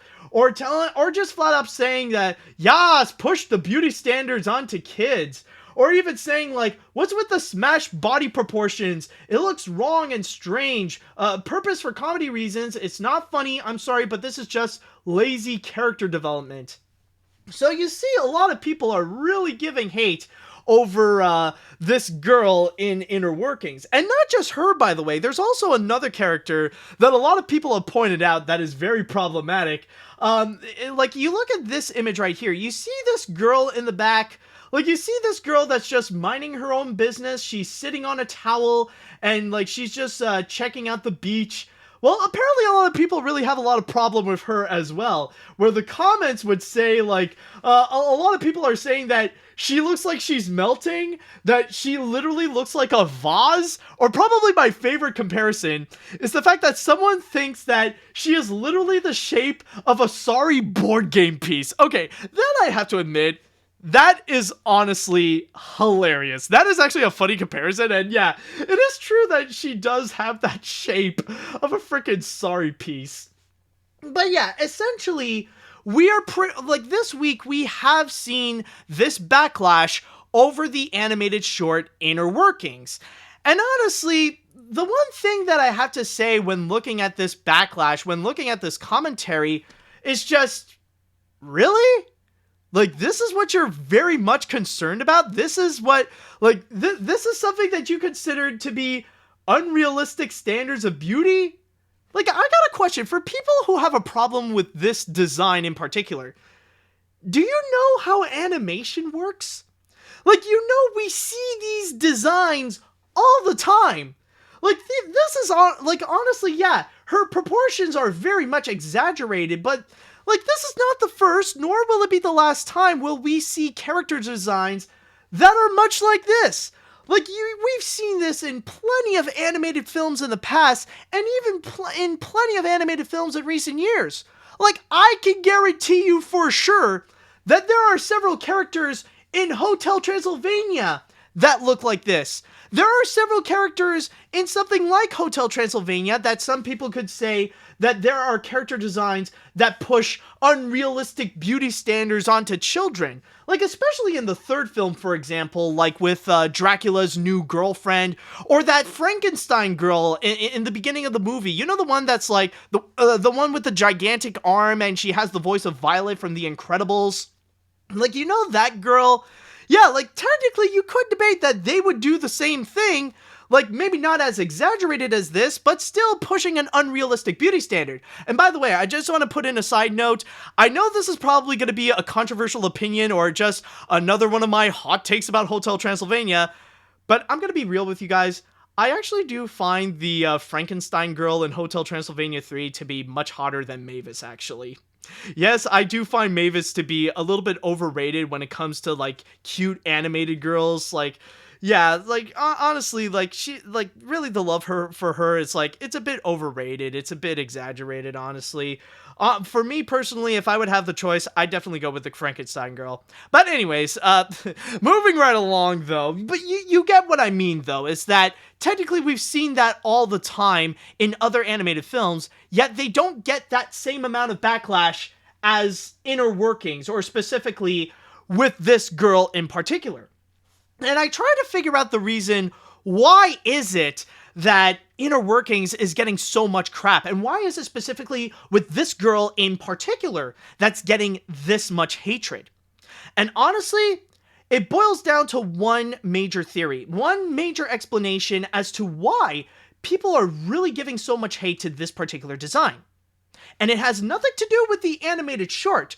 I mean, technically, you can actually go and argue that with this design that she has, it's not really that different compared to everything else that is happening in the cartoon. I mean, as I said before, Inner Workings is supposed to be this experimental animated feature where they would go a little more abstract with the animation, maybe go a little bit more expressive, wild, and rubber hosey with the movements of the characters. And not to mention, you gotta keep in mind, when it comes to the main character, his head is literally a cube. And I don't mean like, oh, it's a little square shape like Carl Fredricksen and Up. No, it is literally like a freaking box, as if his head got smashed in a safe and someone popped it out and it came out like a cube, Tom and Jerry style. So this is not really out of place in the animated short. But if there is one major reason why people are really giving this massive backlash compared to any other animated programming, it is because it's Disney. Yes, the reason why I say it's Disney, it's because when it comes to Disney, we all know the fact that Disney is currently at the top of the food chain in the animation game. Like right now, oops, sorry about that. I think I hit my microphone. They are pretty much at the top of the food chain, where they are pretty much the ones that are pushing out the #1 animated features, and often the ones that would get all the Oscars for Best Animated Feature. Like, if it would not be Pixar, then it would most likely go to Disney. So they are the popular animation studio. But because that they are popular, then that means more hate would actually be allowed to go and be delivered towards Disney. And you know that there are plenty of people out there that would really capitalize on this hatred towards Disney, and they would go and give criticisms towards Disney that would be considered absolutely ridiculous if you would go and do it towards anyone else. Like, not just with Inner Workings, but for example, you might remember a lot of people would give backlash towards the designs of Frozen, like with Anna and Elsa. It's like, oh, they look too much the same. Oh, there are some things that are just inaccurate to real life. Like, they would really desperately go down and really nitpick onto some crap that normally, if you do it towards anyone else, you would be viewed as like a complete dickbag. You would be viewed as just like this Mr. Enter style loser that would just take animation way too seriously and would just go and pick on some things that are pretty much pretty much unnecessary and just like really full-on first world problems. Like, you would be viewed as an idiot and a loser if you would do it towards anyone else. But because it is Disney and because they are massively popular and the mainstream animation studio, they would actually be allowed. In fact, capitalizing on the hatred towards Disney is more acceptable than capitalizing on the hatred towards anyone else. And I mean, I hate to do this, but there is honestly one prominent example that I need to go and call this out. And you guys know that this is unfortunately true. There is one YouTuber out there that really is capitalizing on the hatred of Disney. In fact, you could say that this person has a massive hate boner for Disney, and yet this person is massively celebrated for it. Shafrillas. Yes, you know Shafrillas Productions, the former YouTube pooper, but now has made a lot of video essays, especially related towards Disney films and stuff like that. Like, let's be honest, the way that he goes after Disney is no different than the way that I used to go after Sony Pictures Animation. Like, I got scolded, I got attacked, and I got massively hated, and I still get hate to this day when people go after me when I would criticize and put hate towards Sony Pictures Animation and towards movies like Cloudy with a Chance of Meatballs. And yet, you would have Shafrillas literally doing the same thing towards Walt Disney Animation Studios, and especially going after Frozen, like really going after it hard, like with video after video after video, and really putting a lot of hate towards it, and yet he is celebrated. And the reason why it's more acceptable for him to do it is because movies like Frozen and studios like Walt Disney Animation Studios are a lot more popular, are a lot more mainstream. And yet with me, like with Sony Pictures Animation, with what I used to do, Sony is not on top of the food chain, let's be real. And Cloudy with a Chance of Meatballs is not really that popular, to be honest. It's not really that beloved, it's not really that well known, except in some parts of the animation circles and maybe in some of the film community, but nowhere near the leagues of any of the Disney animation films, which is why I am viewed as a complete asshole when I would make criticisms towards Cloudy with a Chance of Meatballs and would label my criticisms as completely bad takes. And yet you would have someone like Shafrilla's going after movies such as Frozen, Ralph Breaks the Internet, and The Incredibles 2, making such hard and making such harsh attacks and really bad criticism, like really putting towards hate, and yet he is celebrated. He would gain like hundreds of thousands of subscribers, and yet the stuff that he does towards Disney are no different than the things that I used to do towards Disney. I mean, some people might deny it, but you know for a fact that it is true. And and I'm just saying right now, if you consider my takes on Hotel Transylvania and Cloudy with a Chance of Meatballs to be bad, then you would be a hypocrite if you don't do the same thing with what Shafrilla's is currently doing with Ralph Breaks the Internet, with Frozen, with The Incredibles 2, and all those films. Like, you know that his takes are absolute freaking garbage. Like, yeah, he can go after Doug Walker and hate him all he wants, but the truth is, his knowledge on film criticism and stuff like that is no different than Doug's. I mean, he could be a really good YouTuber, but I'm sorry. Shafrilla's is really nothing more but a grifter who capitalizes on the hatred towards Disney. He doesn't hate everything about Disney, but my God, does he really grift on the hatred of Disney.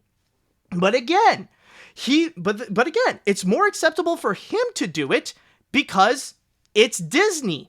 Because it's the popular thing. And a lot of people hate what is considered mainstream and popular. Kind of like a major reason why a lot of people really despise the Despicable Me films and Illumination Entertainment. Their movies are not the worst, they're not great, but they're far from the worst, and yet people hate them as if they are the worst because they are mainstream, because they are popular, because they are super successful.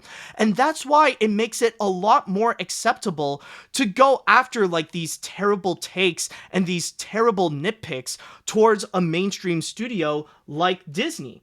Because the whole thing, it's not just attacking this random cartoon. This is about attacking Disney. The fact that it is Disney. And if this is a Sony Pictures animation project, a lot of people would not mind it at all. No one would honestly go and bat an eye to it. But because of the fact that it came from a major studio like Disney, that's where it would prompt people to go after this because in this case, the enemy is Disney. And that's why they would have to go and they would go and heavily criticize it, where normally this kind of criticism would be considered amateurish or embarrassing if you do it towards anyone else. And also, there is another thing that I would like to go and quickly comment here. And the thing is with this, there's also another reason that I want to go and talk about when it comes to this controversy right over here, is that there definitely is a double standard when it comes to what is the gender perception of beauty. Because the thing is, this is a little bit like what I've talked about a little bit before last week with the John Dillerman controversy. Because the thing is that when it comes to women with stuff like this, like with exaggerated proportions, it's heavily looked down upon. And yet when it comes to male proportions, if they tried to do the same thing, then they would have no trouble. There would be no questions about it. There would be no controversy. Like, for example, like on this image with Kate, where you see with her giant trunk and stuff like that, like right next to the butt, you actually see this dude that's on the side here, where he is literally the shape of a hot air balloon. Like, his chest, his upper body is, like, this is completely balloon-shaped. He's got, like, massively tiny chicken legs, and then he has these arms of a gorilla. And technically that could be, like, these muscle-bound men, something like that, would be perceived as the male standard of beauty. Yet nobody actually goes after that. Now, one major example that I want to go and emphasize is actually a Twitter thread that I found, and this is actually from JW Cartoonist. And for those of you who don't know, is it loading? Okay, there we go. Yes. This is from JW Cartoonist. And if you don't know JW Cartoonist, I just want to say, please go follow him because he's actually a pretty cool artist and a pretty cool dude. I just want to go and add that. But he actually brought up this very interesting argument about the gender standards of beauty and how they would be portrayed in animation. And he actually uses Animaniacs as a major example. So I'm just going to read his tweet here in which he explains, I can't help but notice people always seem to get up in arms over unrealistic female proportions in cartoons, but never unrealistic male proportions. People keep saying there's no way they could get away with Julie Bruin today, but no one bats an eye at Arnold the Pitbull. And even another example is that he even mentions about the Animaniacs reboot, where he would even go on and say, when Animaniacs was rebooted in 2020, Hello Nurse was mysteriously missing. However, a new buff guy was added with his pecs the size of Mount Rushmore. So you see where there is this double standard that's going on. Now, I know that some people could actually make arguments about this. I know this is like a controversial topic, and there are good arguments on both sides. But technically, it is true that like when you would see something like this, it can often be perceived as the male standard of beauty. And yet, this is still okay to this day to go and present onto television, to go and present towards kids. But yet something like Hello Nurse is not. That is considered too sexy and too provocative. So you do notice that there is a bit of a double standard. And not to mention, like, you know that there are plenty of people out there, like, they consider that attractive. They do consider that the male standard of beauty, and there's a lot of guys that want to have that kind of body, and there are a lot of women that wish that they could have women and a lot of gay men that wish that they could have a man like this. So that is just an example, but it does bring up a very good point where there is this sexist double standard that is going on, that technically, like, if there is a male equivalent of Kate here from Inner Workings, no one would really complain about it. But because she is a woman, and because, like, the exaggerated proportion is down below the waist, per se, that's where it got a lot of attention, and that's where it got a lot of controversy. So for me, I just feel like this is a massive combination of two things here.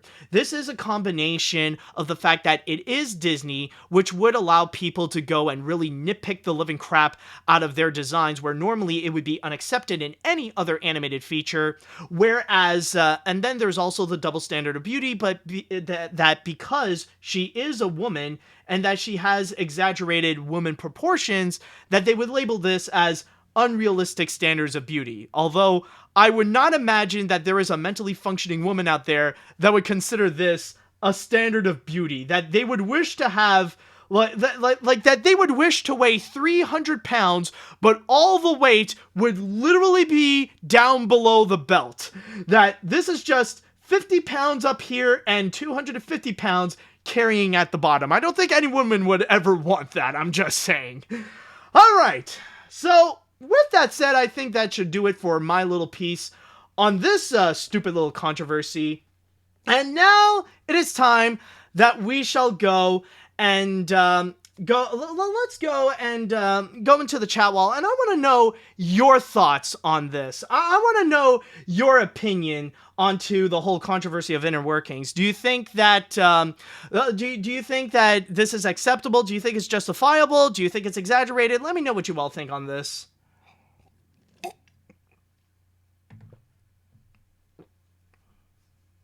Oh, let's see here. You're kidding, right? Your people are upset about cartoons and anime. This reminds me of Uzaki-chan controversy, where people thought that the title character looks like a child, and calling people who watches Uzaki-chan, as Nuxtaktu says, as a schmatophile. Also, people who criticize people's body feel like body shaming. Yeah, that's what it kind of is that... Really, I do, like, in this case, I do question the people that go after these character designs, more so than I do the character designs themselves, because they would seem like the kind that they would also do it towards real-life people. I'm just saying. Let's see here. It's so weird that people are complaining about unrealistic proportions when the main character's head is literally a goddamn brick. This controversy is a really weird one, and to be fair, I don't understand it at all. Besides, I thought we established at this point that Disney likes some dummy thick characters. Don't believe me? I got 2 words for you: Pixar moms. Yep, that is definitely true. It's like, you're surprised that Disney has a fat bottom girl, and yet, like, when you look at Pixar, you see Mrs. Incredible, you see, you see, the mom from Onward. There are several examples out there, so I mean, like, this is not the first time that we would get something like this from Disney, I'm just saying. Okay. Oh my god, this comment here. I just need to go to read this. Inner Workings was actually a good Disney short film and really enjoyed it. And I must say, damn, she is thick as an elephant. And I don't blame this controversy because we do see these every time, even in Disney as well. I mean, I do like seeing curvy, thick girls, and they really turn me on, like belly dancers and even cartoon crushes that can get to you, even like Princess Daphne. Well, not every time. Well, and I understand that people don't like this controversy, so don't blame me.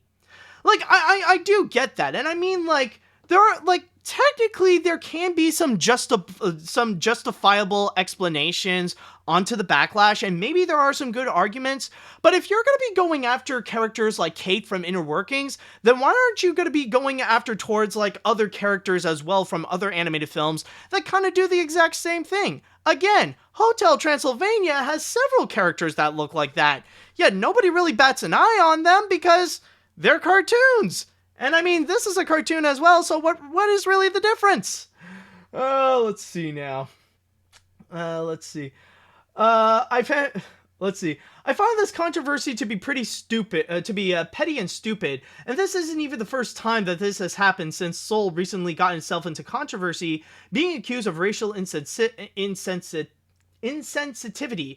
Also, I find a lot of these controversies to be hypocritical. I mean, Netflix get indicted for sexualizing 11-year-olds, and yet Adam Sandler's Hubby Halloween feature underage kids in overtly sexual Halloween costumes, and nobody bats an eyelash.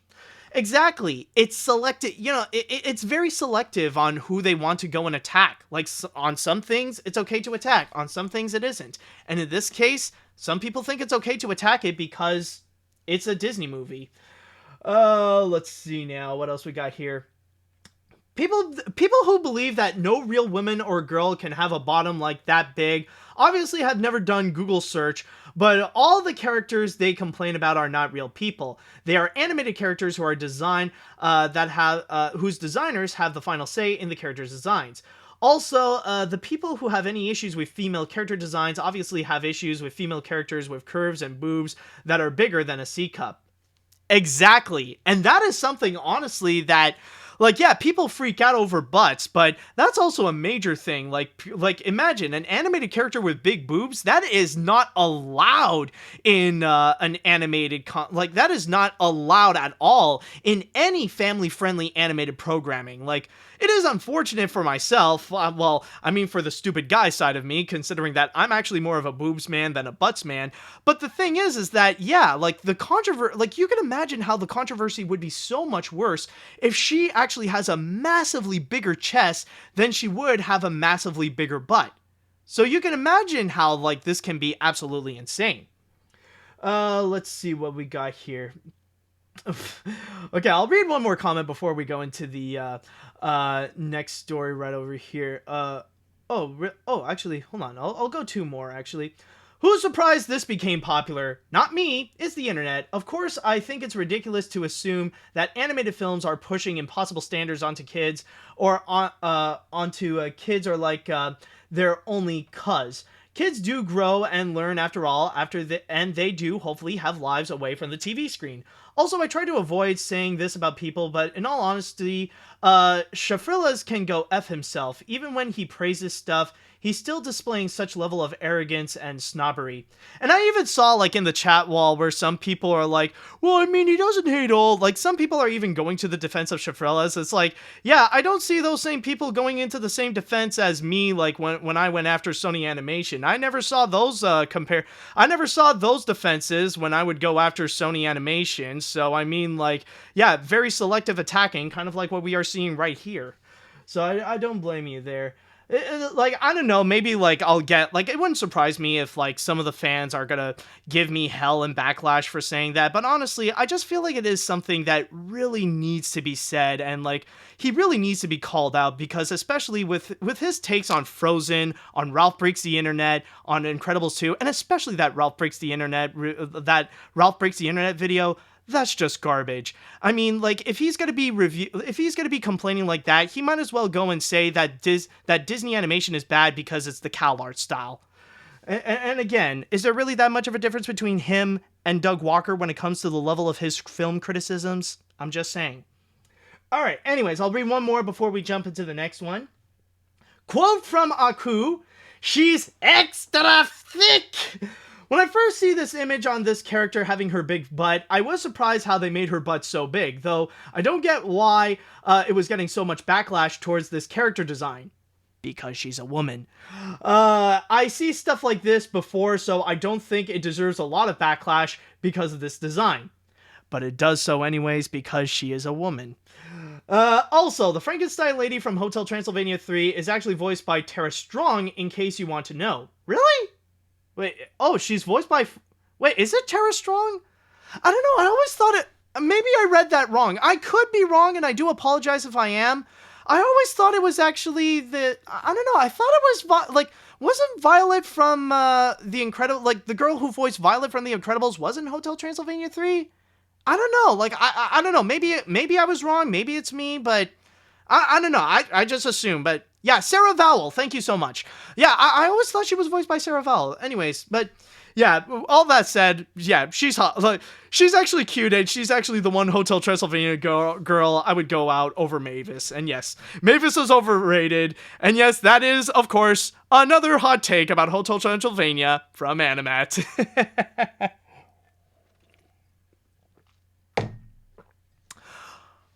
Okay, with that said, though, it is now time for the grand finale, and boy, do I have a surprise for you. And what I have here, this is actually a last second edition. It is a bonus miscellaneous, but honestly, it's something that you gotta see to believe, because it definitely fits in the crazy more so than it does fit in the cartoon. I think honestly here, I'm just gonna let the trailer speak for itself. So with that said, let me show you this trailer for an upcoming movie called Willy's Wonderland.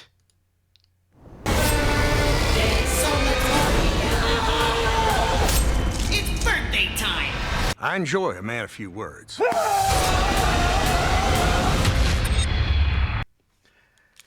And that was Willy's Wonderland. And as you could probably tell, that is actually a movie where Nicolas Cage, being badass and crazy as Nicolas Cage does, where he fights against Five Nights at Freddy's style animatronics. That's literally what it is. It's what happens if you put Nicolas Cage in the middle of Five Nights at Freddy's, where one night he's just stuck in a Chuck E. Cheese style pizzeria, the animatronics come to life, and they would try to kill whichever person is there, like, try to go after their next victim. But Nicolas Cage is having none of it. And I gotta say, like, one thing I gotta say, it always gives me a laugh, is when the ostrich tries to go after Nicolas Cage. Hold on, where is it? Yeah, it's like this moment over here. Oh, yeah, is it this part? Yeah. It's just like the ostrich is just going after Nicolas Cage, and he's like, oh crap, I've made a mistake. That is just beautiful. Oh my god. But yes, like, as you guys probably know, it's no surprise that yes, there are going to be several movies out there that will try to capitalize on the success of Five Nights at Freddy's, even though we have, like, we have passed the prime of Five Nights at Freddy's and stuff like that, so of course, like, maybe there won't be as much, but yeah, we know that there will be a lot more, including an actual Five Nights at Freddy's movie. But yeah, like, with this one, I gotta say, like, this is just unapologetic. Like, this one is just completely unapologetic of the way that it pretty much is Five Nights at Freddy's. And one thing that I will give it the benefit of the doubt is the fact that when it comes to Willy's Wonderland, when it comes to this trailer, it's pretty much telling us that it knows what it is. It knows exactly what it's doing. It's Nicolas Cage, and it's Five Nights at Freddy's. You put them together, see what happens. Like, they know very well about what they are trying to do, and like, from what I'm seeing, what I am seeing so far, they're just having a lot of fun with it. They're just enjoying, like, you know, they're just enjoying with the whole concept, and that's what has me honestly a little bit exciting, and it looks actually pretty cool. And you know, the craziest thing, however, the one thing that I do have to say is that, call me crazy, but there's honestly a part of me that feels like this could actually be good. And I don't mean like so bad it's good. I don't mean something like the Banana Splits movie where it can be enjoyably bad. I mean this thing can actually be legit well made. It can actually be legit good. I will give it, I will compliment it where the cinematography does look pretty interesting. It does look pretty good. And even like some of the effects, especially like with some of the animatronics, they do look pretty solid. It's like you do have that creepy atmosphere. Like, the animatronics are legit animatronics, so I'll definitely give it credit. It does look pretty awesome. And honestly, what will make it good, honestly, is the fact that it will know what it's trying to do. Like, it's not going to go and set out to try to be this complex story or anything like that. No, like it knows very well about what you want. You want Nicolas Cage beating the crap out of Five Nights at Freddy's style animatronics, and it promises to go and deliver onto that, along with a few extra horror elements. Like, do you want to see the animatronics in action and see what it looks like if they go and kill people? Then they will definitely go and do that. I mean, there are some things that seem a bit cliche horror movie wise, but at least they're bringing in the good cliches. They're bringing in the enjoyable things of what you want to see in this, like, stupid slasher film. Like, that's why I'm saying that there is a chance that it could be unironically good, because it's stupid, but it knows it's stupid. It knows that it's going to be fun. And one thing that I will say that I will, like, probably the most surprising element is that, oddly enough, it has this one time where something, like, I wasn't expecting is that it has this. Somehow there's boobs in it. Like, in the trailer, like, they're promising a lot of slasher stuff. They're promising there's going to be a lot of people that are going to die in the hands of animatronics, and Nicolas Cage beating up a bunch of these animatronics. But then there's this one quick moment where they're promising that there's going to be boobs, and there's going to be this one girl going around that's just on her bra, that's just with her bra and stuff like that. And I felt I felt a bit confused, but pleasantly surprised at the same time. It's like, you know, honestly, for me personally, I feel like I just went into a restaurant and I just want to go and order a quick meal, get a good burger or something like that, and then they would come in with, they come in with dessert, and it comes in free of charge. It's like, titties? I didn't expect titties. No, you're just giving me titties for free? I wasn't here because of the titties. I was mostly here because I want to see Nick Cage fighting against Five Nights at Freddy's animatronics. But if you're going to give me titties, then okay, sure. I'll gladly take the titties out, sure. You know, that's a very lovely bonus. Thank you so much for the titties. Yay. So yeah, like, of course it's going to be delivering a whole bunch of, like, the dumb horror stuff. But it knows very well of the fact that it is a dumb horror movie, and I think that's really going to be the main thing that's going to be the big seller of all this, is that as long as it knows what it's doing, as long as it knows that it is dumb, that it is a Five Nights at Freddy's movie, and it is just Nicolas Cage going crazy against killer robots and stuff like that, I think it could actually go pretty well. In fact, there is one comment here that actually described it best on the Scream Media Films YouTube channel, where it actually states, this movie can only be one of two things. It's either good or so bad it's good. But either way, I personally feel like I know that I'm going to get something that's going to be highly entertaining with this. So, honestly, I would be so down to check this out. I would definitely be curious to see what they would have in store, where Nicolas Cage is fighting off against some FNAF OCs. So yeah, it looks a lot of fun. It looks like it has a lot of potential. And I mean, yeah, maybe it won't be great. Maybe it's just going to be a completely stupid film. But for me, I feel like I'm highly confident that if I do watch this, I'm definitely going to have a good time no matter what. And for those of you who are curious of when this is going to be coming out, they stated that it will be released on February 12th on demand. So don't worry, you don't have to go and risk your lives by going to the big screen or anything like that. You can actually go and sit at home and actually enjoy Willy's Wonderland. Alright, so with that said, I would like to go into the chat wall, and I want to ask you all, what do you all think about Willy's Wonderland? What did you think about the trailer? Did you guys actually enjoy this? Would you be interested to watch it, or would you give it a pass? Let me know what you all think now. Let's see. Oh boy, question and joke train incoming. Okay. Are they going to bite off his Willy? Will that Momo challenge hoax bird doing the why is that Momo challenge bird fudge nabbit. Why is that Momo challenge hoax bird doing there looking like an ostrich? How many of us are going to bet the Nostalgia Critic is going to make some jokes about Cage in this movie like he did with the bear jokes in The Wicker Man if he ever reviewed this? And sorry that I'm not listening, I'm just busy staring at what is being unzipped. And which franchise is this going to be compared to the most? FNAF or the Banana Splits movie? Boy, I don't blame you there. I am completely on your side on this one. Trust me, a girl would do that in front of me, like, brain off immediately. They would know my like, I would just be there like, ah, crap, they know my weakness. All right, brain gone, bye. Don't worry, dude. I'm on your side on that one. We dumb men must stick together. Alright, anyways, let's see. Well, if we are still not getting the Five Nights at Freddy's movie, this is probably a good substitute. I do like that it's not trying to be scary and just be fun. Also, can we talk about how Nicolas Cage's character is just so nonchalant about this?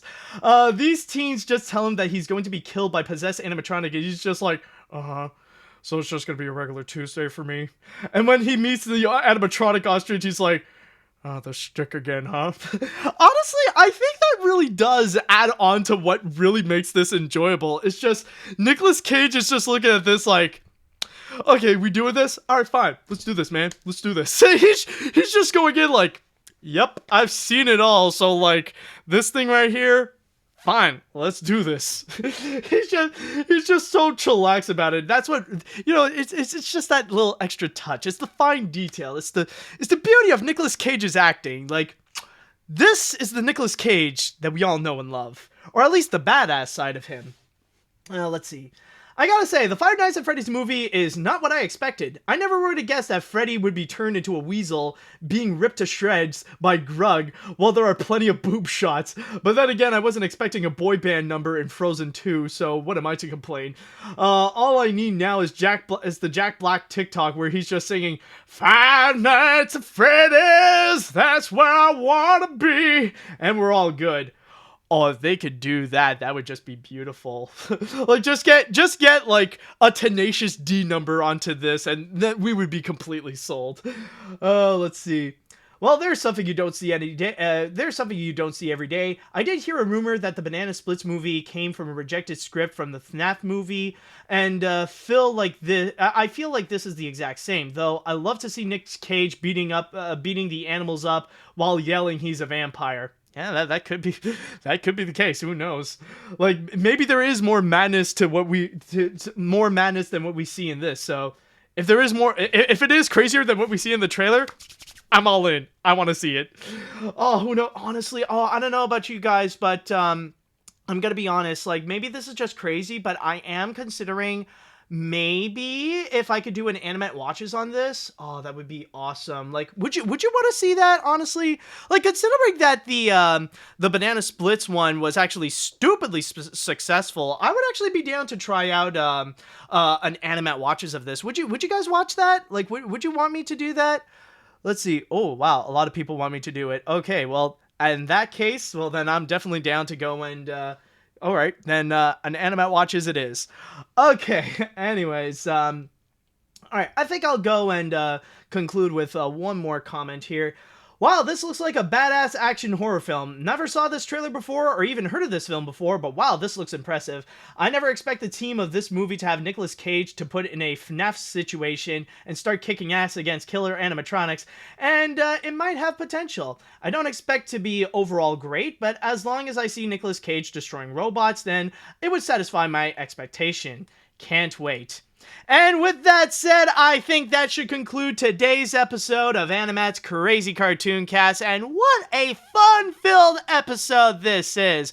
So with all that said, I would like to go and say thank you all so much for watching, thank you all so much for listening, and tune in next week for more crazy animation news that we will have in store next week. So with all that said and done, until next time, see you later, dudes!